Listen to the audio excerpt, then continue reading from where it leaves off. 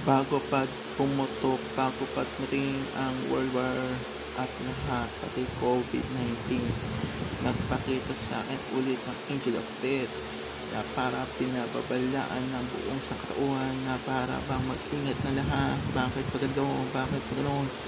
Bakit nagparamdam sa akin itim na anino siya na hindi niya naigyan anong gustong pahiwatig nito? Ay nako, natin 99, isang madugo na revelasyon na ba mangyayari dito? Naku po, ito na ang pinatatakutan na ba ng lahat?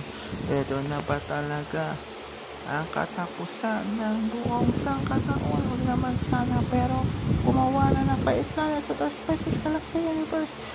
Operator using complete lamang is program over all operators headed to the province na quantum infinite dimension.